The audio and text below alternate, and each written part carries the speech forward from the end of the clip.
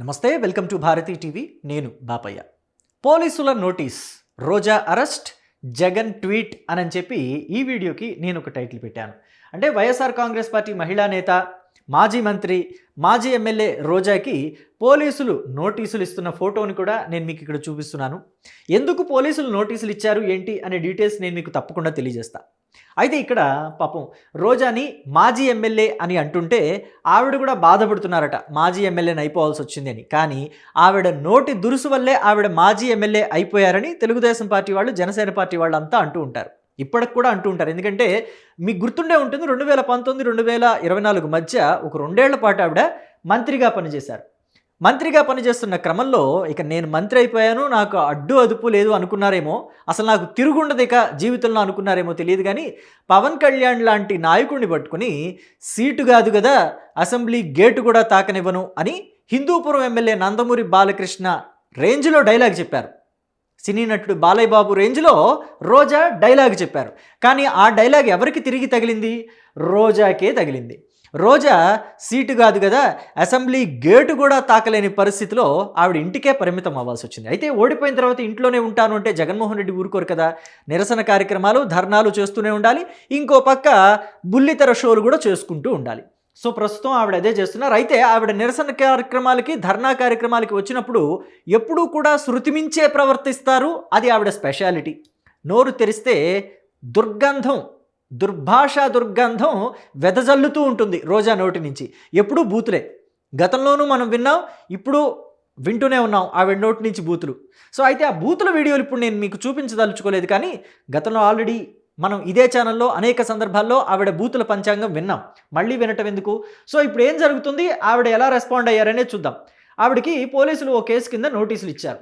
ఆ కేసు ఏంటి అని అంటే, ధర్నా కార్యక్రమంలో పాల్గొంటూ ఆవిడ కొంచెం శృతి మించి ప్రవర్తించారట. దానికి సంబంధించి ఆవిడకి నోటీసులు ఇచ్చారు. అయితే ఆవిడ వాటి మీద రెస్పాండ్ అయ్యారు.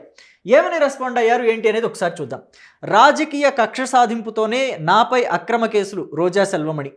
కూటమి ప్రభుత్వం రాజకీయ కక్ష సాధింపు చర్యల్లో భాగంగానే తనపై అక్రమ కేసులు నమోదు చేసి నోటీసులు జారీ చేసిందని వైఎస్ఆర్ కాంగ్రెస్ పార్టీ నాయకురాలు, మాజీ మంత్రి ఆర్కే రోజా తీవ్ర స్థాయిలో ధ్వజమెత్తారు. నిజంగా ఆవిడ మీద కక్ష సాధింపు చర్యలు చేపట్టాలి అని కూటమి ప్రభుత్వం అనుకుంటే 2 ఏళ్ల కాల పరిమితి తీసుకునేదా కూటమి సర్కారు? 2 ఏళ్ళు ఏం చేస్తుంది కూటమి సర్కారు? ఈవిడ మీద కక్ష సాధింపు చర్యలు చేపట్టాలంటే ఆల్రెడీ ఆడుదాం ఆంధ్ర కార్యక్రమం ఏదైతే వైసీపీ హయాంలో చేపట్టారో ఆ కార్యక్రమంలో అంతా అవినీతే. ఆ కిట్ల దగ్గర నుంచి, ఆ ఏర్పాట్ల దగ్గర నుంచి అన్నింటిలోనూ అవినీతి ఉంది అని చెప్పేసి మనం విన్నాం కదా. ఆరోపణలు కూడా చేసింది కూటమి సర్కారు. మరి ఈవిడ మీద కక్ష సాధించాలంటే ఆ కేసు ఎప్పుడు ఫాస్ట్ అప్ చేసేసి ఈవిడ తీసుకెళ్ళి లోపలేసేవాళ్ళు కదా. ఇంకా ఈవిడ బయట బుల్లితెరలో షోలు చేసుకుంటూ అక్కడ డాన్సులు చేస్తూ హాయిగా ఎంజాయ్ చేస్తున్నారు. మనీ కూడా తెచ్చుకుంటున్నారు. ఎర్నింగ్ మనీ కూడా బాగానే ఉంది ఇప్పుడు ఆవిడకి. సో మరి అంత చేస్తున్నారంటే కూటమి కక్ష సాధింపు చర్యలు చేపడుతుందంటే నమ్మే మాటేనా? ఇంకేమంటున్నారో చూద్దాం. నగరిలో ఆమె నివాసంలో తిరుపతి ఈస్ట్ పోలీసులు అందజేసిన నోటీసులు అందజేశారు. ఈ నెల 30వ తేదీన విచారణకు హాజరు కావాలని ఆదేశించారు. మరి అనుమతి లేకుండా కొన్ని కార్యక్రమాలు చేపడితే చట్టం చూస్తూ ఊరుకోదు కదా. ధర్నాలు చేయాలన్నా, నిరసన కార్యక్రమాలు చేయాలన్నా అనుమతులు కంపల్సరీ. పోలీసుల అనుమతి ముందుగా తీసుకోవాల్సిందే. మేము ఈరోజు ధర్నా కార్యక్రమం చేయాలనుకుంటున్నాం, మాకు అనుమతి ఇవ్వండి అని చెప్పి కోరాలి. అవి పబ్లిక్కి ఇబ్బంది లేకుండా ధర్నా కార్యక్రమాలు నిర్వహించుకుంటాము, నిరసన కార్యక్రమాలు చేస్తామంటే పోలీసులు కూడా అనుమతిస్తారు. ఈ ధర్నాలు, నిరసనలు చేసే క్రమంలో పబ్లిక్కి, కామన్ పీపుల్కి ఇబ్బందులు కలిగేలాగా ప్రవర్తిస్తే, లేదా ఎవరి మీదైనా భూషణలకు అనవసరంగా దిగినా, లేదంటే ఎవరినైనా బెదిరించే విధంగా చంపేస్తాం, నరికేస్తాం అని అంటే మాట్లాడతారు కదా రోజా. నాలుగు పీకి మెళ్ళో వేసుకుంటాను, పేగులు తీసి మెళ్ళ వేసుకుంటాను, ఇట్లాంటి డైలాగులు ఆవిడ నుంచి ఎక్కువగా వస్తాయి. మరి అలా ఎవరినైనా బెదిరించి ఉన్నా కానీ నోటీసులు ఇస్తారు. ఎందుకు బెదిరించావు ఏంటి, లేదా ఎందుకు తిట్టావు ఏంటి, వివరణ ఇవ్వు అని చెప్పి నోటీసులు ఇస్తారు. ఆ నోటీసులే ఇచ్చారు ఆవిడికి. ఇక రాష్ట్రంలో కూటమి ప్రభుత్వం ప్రజాస్వామ్య రాజ్యాంగాన్ని పక్కన పెట్టి రెడ్ బుక్ రాజ్యాంగాన్ని అమలు చేస్తుందని విమర్శించారు. ఒకవేళ ఇదే గనక నిజమైతే వైఎస్ఆర్ కాంగ్రెస్ పార్టీలో 100కి 90% మంది లోపలే ఉండేవాళ్ళు, ఎక్కడ బయట కనిపించేవాళ్ళు కాదు. గతంలో వైఎస్ఆర్ కాంగ్రెస్ పార్టీ అధికారంలో ఉందని, అధికారంలో ఉన్న ఆ హోదాని చూసుకొని చాలామంది పేట్రేగిపోయారు. మరి వాళ్ళందరినీ ఇంకా లోపల వేయలేదు కదా. కొడాలి నాని, నువ్వు, నువ్వు అంటే ఇన్ ద సెన్స్ నా ఉద్దేశంలో రోజా, కొడాలి నాని, రోజా, ఇంకా చాలామంది బయట తిరుగుతున్నారు, పేర్ని నాని, ద్వారంపూడి చంద్రశేఖర్ రెడ్డి, ఇలాంటి వాళ్ళంతా పేట్రేగిపోయిన వాళ్ళు, రెచ్చిపోయిన వాళ్ళు, తిట్టిన వాళ్ళు, వీళ్ళంతా ఇంకా బయటే తిరుగుతున్నారంటే ఏంటి? కూటమి అలాంటి పనులు చేపట్టలేదు, రోజా కేవలం ఆరోపణలు చేస్తున్నారు అని మాత్రం మనకు అర్థమవుతుంది. ఇక వైఎస్ఆర్సీపీ అధినేత వైఎస్ జగన్మోహన్ రెడ్డితో పాటు పార్టీ నాయకుల కుటుంబాల్లోని మహిళలపై ఆంధ్రజ్యోతి దినపత్రిక అవాస్తవ కథనాలు ప్రచురించినందుకే నిరసనగా పేపర్ ప్రతులను దహనం చేశామన్నారు. పేపర్ ప్రతులను దహనం చేసినందుకు నోటీసులు ఇచ్చారని ఈవిడ చెప్తున్నారు, కానీ నోటీసులు ఇచ్చిన కారణాలు వేరే అని న్యాయ నిపుణులు కూడా చెప్తున్నారు. సో ఈవిడ చెప్పేదంతా కూడా అబద్ధం అని ఇక్కడే తేటతెల్లమైపోతుంది. రాష్ట్రంలో మహిళలు, పిల్లలకు భద్రత లేదు, ఇది పెద్ద జోకు.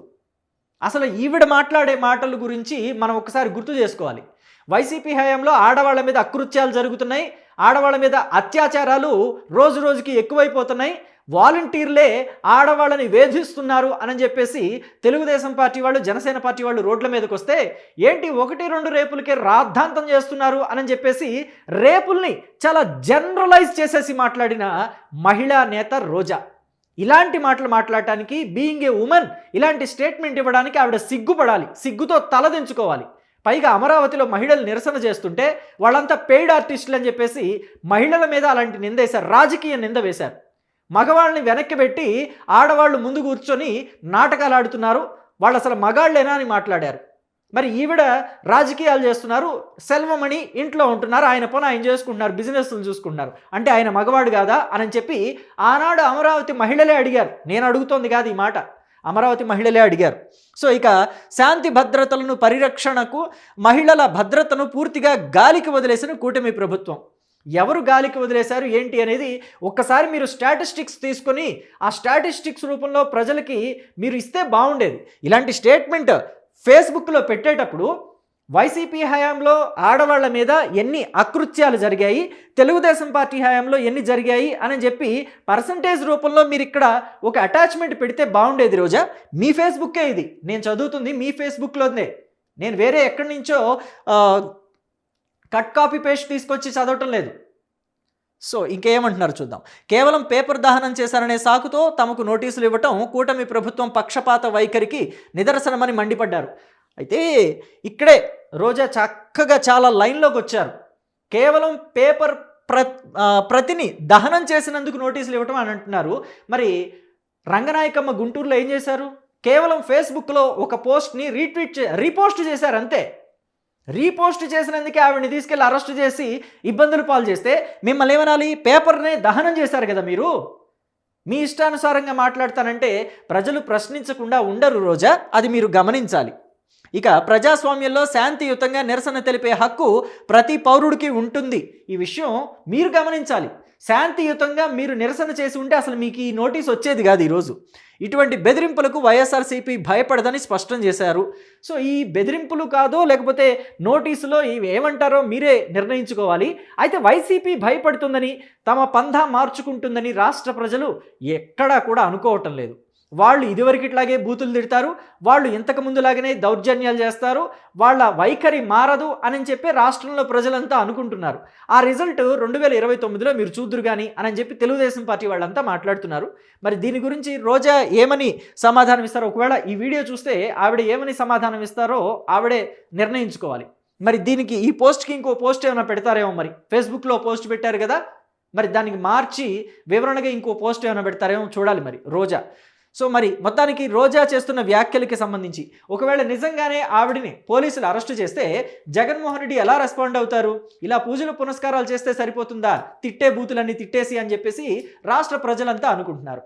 అయితే జగన్మోహన్ రెడ్డి మాత్రం రోజాను ఒకవేళ అరెస్ట్ చేస్తే రేపు ఆడుదాం ఆంధ్ర అవినీతి బట్టబయలయ్యి మొత్తం విచారణ అంతా పూర్తయి విజిలెన్స్ నివేదిక అంతా ప్రభుత్వానికి వెళ్ళిపోయి అరెస్టు చేయండి అని అంటే రేపు జగన్మోహన్ రెడ్డి ఏమంటారు? ఖచ్చితంగా ఒకప్పుడు నందిగాం సురేష్, వల్లభనేని వంశీ మోహను, నిన్న మొన్న సీదిరి అప్పలరాజు సంబంధించి ఒక ట్వీట్ ఎలాగైతే పెట్టారో రేపు రోజా గురించి కూడా అంతే ట్వీట్ పెడతారు.